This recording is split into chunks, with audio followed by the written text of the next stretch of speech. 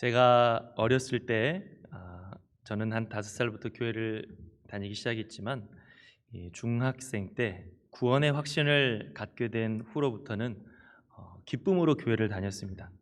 그전에도 교회를 다녔지만 그때부터는 교회가 정말 좋아졌고 교회를 다니는 것이 큰 기쁨이 됐습니다.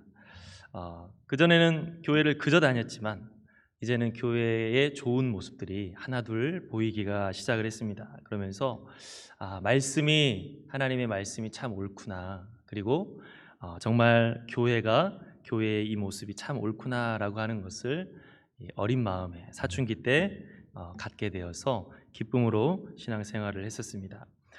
그런데 제가 그러한 모습들을 보면서 참 옳다 싶은 모습 중에 하나는 사람을 차별하지 않는 것이었습니다.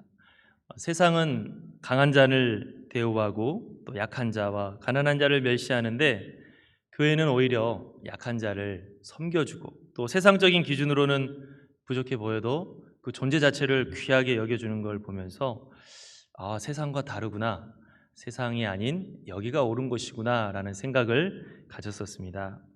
어렸을 때 동네에서 흔히 바보라고 불리우는 사람들이 이렇게 있었는데 교회 전도사님이 그 바보라고 불리는 분을 전도를 해왔습니다. 그냥 이제 밥을 먹으라고 오라고 어떻게 하셨는지 모르겠지만 어쨌든 교회에 오셨어요. 그랬는데 그 바보 아저씨는 아무리 나이가 많아도 모든 동네 사람들, 심지어 초등학생인 저희들조차도 이제 그냥 이름을 부르고 놀려먹는 그런 바보 아저씨였는데 그 전도사님께서 자기 딸에게 이제 앞으로 이분한테 삼촌이라고 불러라 이렇게 이야기를 하시는 거예요. 그러니까 그 조그마한 딸이 삼촌 하면서 동네 바보 아저씨를 따랐어요.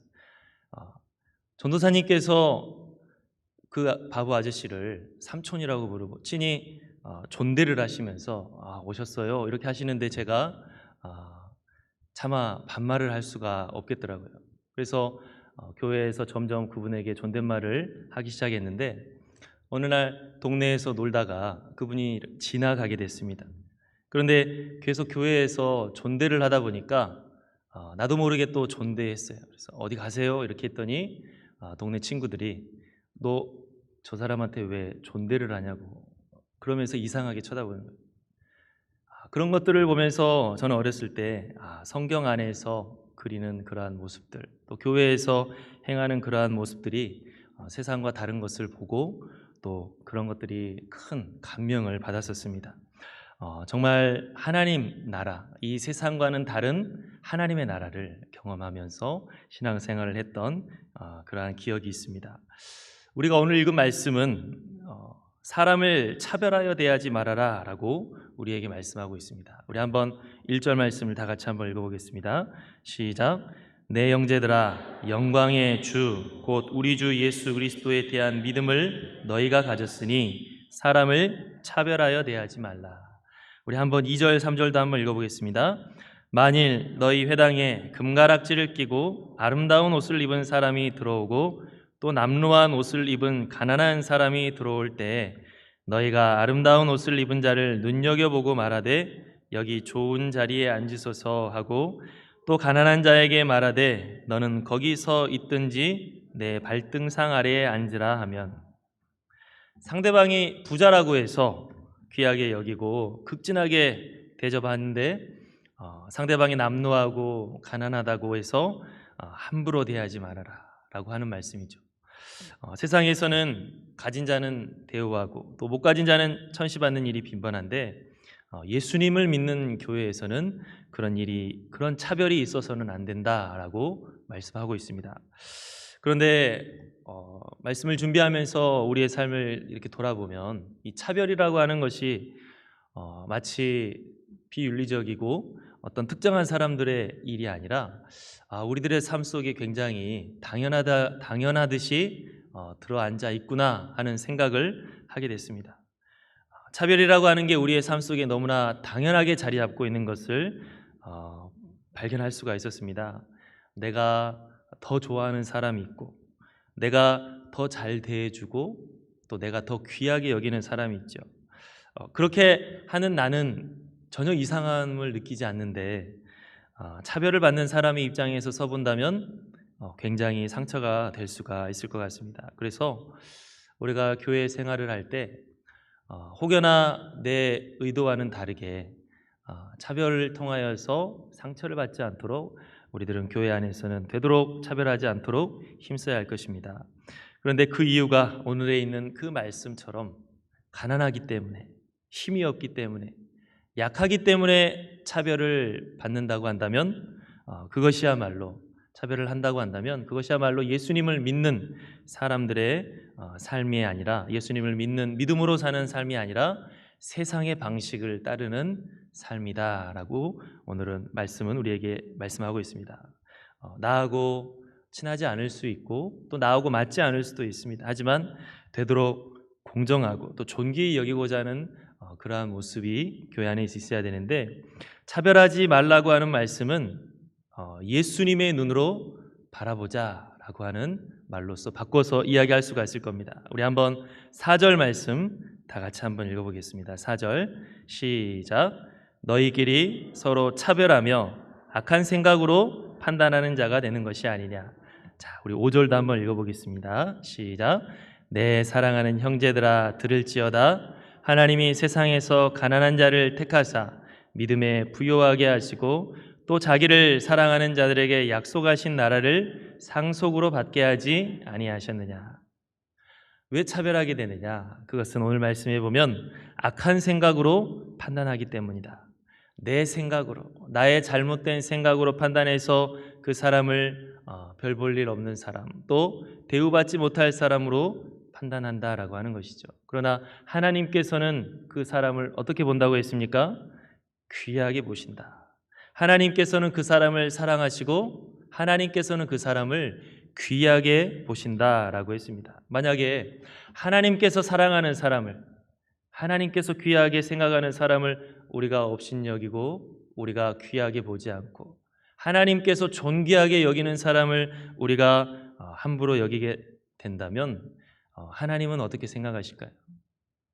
내가 사랑하는 사람을 다른 사람이 업신여기면 내 기분이 나쁘듯이 하나님이 정말 사랑하는 지체인데 우리가 그 사람을 함부로 여긴다면 당연히 그 지체를 사랑하는 하나님의 마음이 아프겠죠. 예수님께서는 세리와 죄인들과 함께 하시고 그들과 식사하시는데 바리새인들을 비롯한 유대인들이 예수님을 손가락질했습니다. 어떻게 죄인들과 어울릴 수가 있느냐? 그런데 예수님께서는 부끄러워하는 것이 아니라 그 사람들과 함께하는 것을 기쁘게 여기셨다라고 했습니다. 어떻게 그럴 수가 있느냐? 구정물 묻은 사람들, 흠이 있고 죄인인 사람들과 어울려서 너도 죄인이냐? 네가 어떻게 저 죄인들과 한물이느냐? 이렇게 비난을 받을 때 그것을 부끄러워하는 것이 아니라 도리어 그들과 함께하는 것을 기뻐했다라고 했는데 어떻게 예수님은 그럴 수가 있느냐? 그것은 다른 것이 아니라 바라보는 시선이 달랐기 때문이죠. 예수님 말씀하시기를 건강한 자에게는 의사가 쓸데없고 병든 자에게라야 쓸데가 있다. 나는 의인을 부르러 온 것이 아니라 죄인을 부르러 왔다. 너희들은 저 사람들을 바라봤을 때 죄인이니까 폐기 처분할 사람, 버림받아야 될 사람, 저주받아야 될 사람으로 바라보지만 내가 바라봤을 땐 빨리 고쳐줘야 될 사람, 빨리 회복시켜주고 빨리 내 집으로 다시 데리고 와야 할 사람으로 나는 바라본다라고 하는 것이죠. 바라보는 시선이 달랐기 때문에 아무리 저 사람들과 왜 어울리느냐 그 말을 들어도 예수님께서 부끄러워하시는 것이 아니라 도리어 기뻐하시고 그들과 함께하는 것을 즐거워하셨다 했습니다. 어떻게 보면 제가 어렸을 때 지도하셨던 그 전도사님도 그러지 않았을까요? 저는 동네 친구들이 그 바보 아저씨가 지나갈 때 나도 모르게 어디 가세요 존댓말 써서 동네 친구들이 네가 왜 존댓말 쓰냐고 했을 때 부끄러웠는데 나도 같이 무시당하면 어쩌지 하고 부끄러웠는데 그 전도사님은 부끄러워하는 것이 아니라 도리어 그 바보 아저씨를 사랑하고 또 그 바보 아저씨 그 사람의 영혼도 존귀히 여기는 눈이 달랐기 때문에 그분을 함께하는 것을 도리어 기뻐하지 않았을까요? 여러분, 우리가 이렇게 예수님의 눈으로 바라보는 연습을 하는 것이 필요합니다. 우리가 단순히 차별하지 말아라 이렇게 말하면 어려운 말이지만 예수님의 눈으로 바라보는 연습을 하자라고 했을 땐 그것은 아주 귀한 일이고 가치 있는 일이고 우리가 반드시 해야 할 일이다라고 하는 것입니다. 물론 우리가 차별하지 말라고 해서 범죄자랑 사귀고 일부러 범죄자랑 결혼하고 이렇게 할 수는 없겠죠.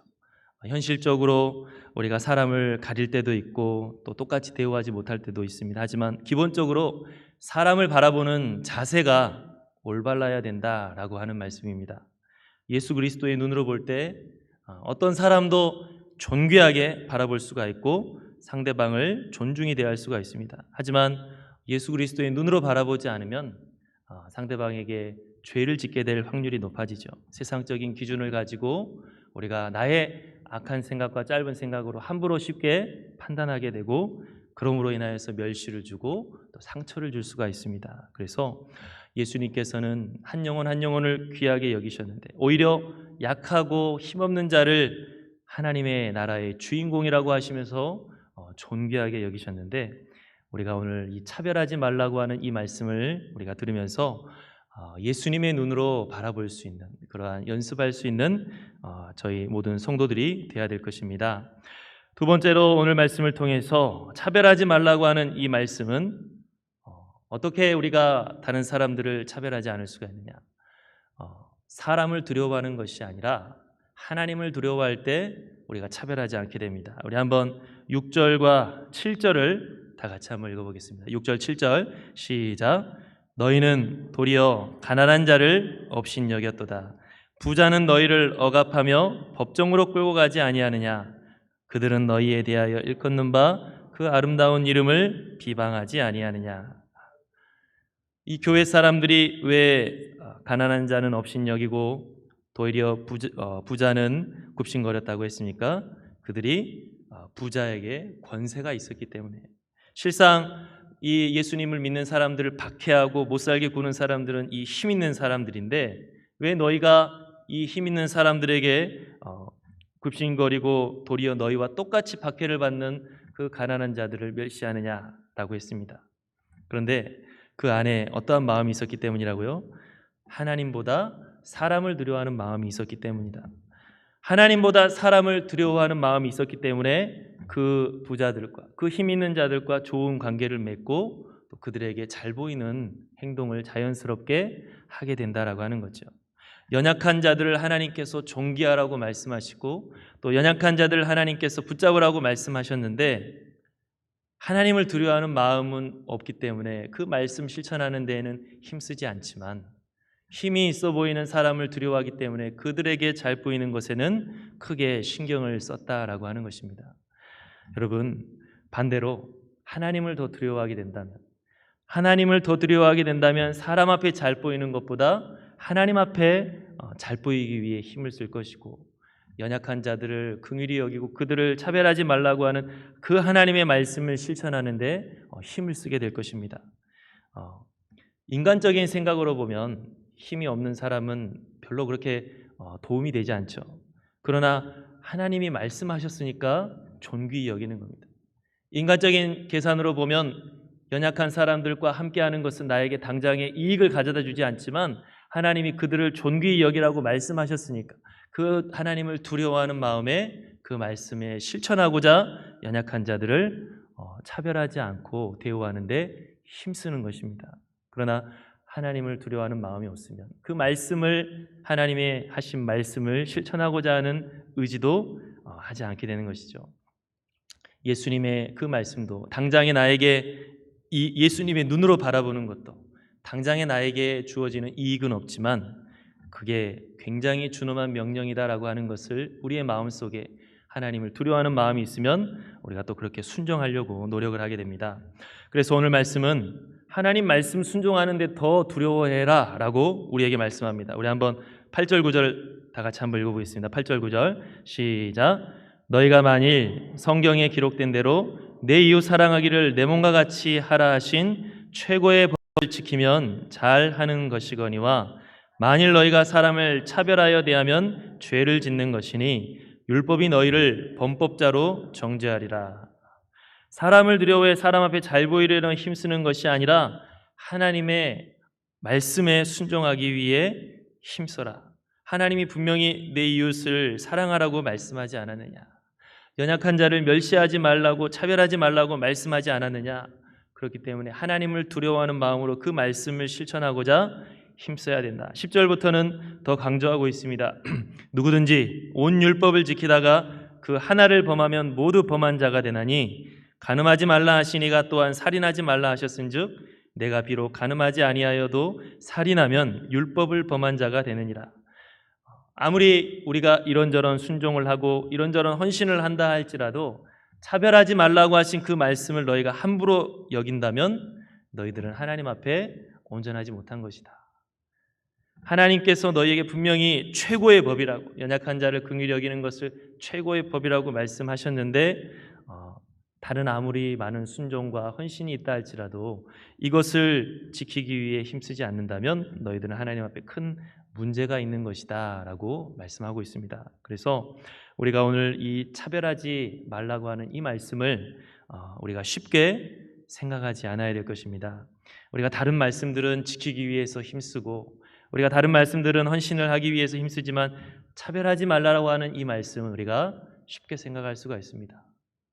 어떤 큰 노력이 드는 것도 아니고 어떤 우리에게 크게 뭔가가 보상으로서 다가오는 것도 아니기 때문에 차별하지 말라고 하는 이 말씀은 내가 기분이 좋을 때 좀 해볼 수 있는 그렇게 가벼운 말씀으로 우리가 생각할 수 있지만 하나님께서는 다른 말씀들을 다 지켜도 이 말씀을 안 지킨다면 너희들은 그냥 하나님 말씀을 안 지키는 자이다 라고까지 우리에게 말씀을 하고 있습니다. 그만큼 차별하지 말라는 말씀은 하나님께서 원하시는 것이고 하나님께서 명령하시는 일입니다. 그래서 우리들은 이 차별하지 말라고 하신 이 말씀을 보면서 사람을 두려워하는 것이 아닌 하나님을 두려워하는 그 마음이 돼야 되는 그 자세를 우리가 배울 수가 있습니다. 우리는 이 차별하지 말라는 이 말씀을 통하여서 세상을 본받지 않도록 해야 됩니다. 사람들이 부자에게 잘 대해준다고 했는데 그것은 그 부자를 두려워하는 마음도 있지만 또 한편에서는 동경하는 마음도 있죠. 사람들이 없는 사람과 가까이 하기보다 있는 사람과 가까이 하는 것을 더 선호하고 또 여러모로 좋아 보입니다. 세상 사람들이 그런 것을 성공이라고 여기기 때문에 그런 모습을 갖기가 쉬운데 우리 그리스도인들은 그런 세상적인 기준만 살아가는 것이 아니라 그리스도의 정신으로 살아가는 사람들이기 때문에 이 세상을 본받기만 한다면 교회 공동체가 망가지게 되는 것입니다. 교회 공동체가 그리스도의 정신으로 나아가는 것이 아니라 이 세상의 그 기준을 따라서 나아가게 된다면 그래서 더 가지는 있는 자들과 함께하고 그렇게 모이는 것들을 세상적인 방식으로 세상적인 기준으로 하게 된다면 교회 공동체가 세상과 다를 바 없이 망가지게 된다라고 하는 것이죠. 그래서 교회는 그리스도의 본을 따르고 또 그리스도의 사랑을 따르는 그 정체성을 잃지 않고 그 소중한 가치를 잘 지켜야 될 것입니다. 우리가 잘 알다시피 하나님은 외모를 보지 않으신다 했습니다. 하지만 세상은 외모를 보고 판단합니다. 정말 어린 아이들도 외모를 보고 선생님을 좋아한다고 해요. 세상은 외모를 보고 판단하고 그럴듯하고 화려해 보고 또 부티나는 모습을 보면서 저것이 존귀한 모습이다라고 생각합니다. 하지만 교회는 외모로서 사람을 판단하는 곳이 아니라 그 안에 있는 하나님의 형상을 보는 사람들이고 그 안에 있는 하나님의 형상을 존귀하게 여기는 사람, 그리고 그 사람을 위해 흘린 예수 그리스도의 보혈을 존귀하게 여기는 사람들로서 어떠한 사람이든 존귀하게 여기는 모든 사람의 존귀함을 발견할 수 있는 곳이 바로 교회여야 된다라고 하는 것입니다. 그래서 예수님께서는 흉악한 죄인까지도 회개해서 살아나기를 원했듯이 교회도 어떤 이든지 그 영혼이 존귀함을 볼 수 있고 그 영혼이 하나님 안에서 온전히 설 수 있도록 힘쓰는 그러한 공동체가 되어야 될 것입니다. 8절에 보면 내 이웃 사랑하기를 내 몸과 같이 하라 하신 최고의 법이다 라고 할 듯이 우리가 여러 가지 하나님의 말씀을 따를 것이 있지만 사랑의 법, 긍휼의 법이 최고의 법이다라고 말씀하고 있습니다. 13절에 보니까 긍휼을 행하지 아니하는 자에게는 긍휼 없는 심판이 있으리라. 긍휼은 심판을 이기고 자랑하느니라. 하나님께서 그리스도인들에게 찾는 가장 큰 모습은 긍휼이고 자비의 모습이다라고까지 우리에게 말씀하고 있습니다. 조선 말에 유명한 우리가 잘 아는 이 외국 선교사들이 우리나라에 와서 선교 활동을 펼쳤습니다. 그 중에 에비슨이라고 하는 선교사가 있는데 이 사람은 고종 황제의 주치의였다고 합니다. 황제의 주치의. 그런데 어느 날 다른 무어라고 하는 선교사가 목회하던 그 교회에 환자가 있다라는 말을 듣고 찾아갔습니다. 그런데 그 무어라고 하는 선교사가 목회하는 그 마을은 어떤 마을이냐? 백정들의 마을이었습니다. 조선시대에 양반과 상놈을 가르지만 그 종보다도 밑에 있는 사람들을 백정으로 말하는데 인간으로서도 취급하지 않아서 마치 격리되듯이 그들만의 마을을 이루고 있는 그 백정들의 마을에 세워진 교회에 환자가 있는데 누가 찾아가서 치료를 해줬다고 했습니까? 황제의 주치의가 찾아가서 치료를 해줬습니다. 조선 사람들의 상식으로서는 이해할 수 없는 일이 벌어진 거죠. 만약에 정말 이 선교사가 아니라 조선인이라고 했다면 절대 하지 않았을 행동을 이 선교사가 했던 것입니다. 그런데 그 선교사가 그 백정을 치료한 것이 새로운 역사의 시작이었는데 이때 치료해준 사람의 아들이 나중에는 바로 우리가 잘 아는 연세대학교 의대의 전신인 세브란스 의학교의 교수로서 우리나라의 서양 의학을 또 이렇게 가져다주는 또 이렇게 그런 선구자의 역할을 했다라고 한국 교회사에 있습니다. 세상을 따르지 않을 때, 그리스도의 정신을 따를 때 새로운 역사가 일어나는 것을 볼 수가 있고 하나님의 나라의 역사가 일어나고 있습니다.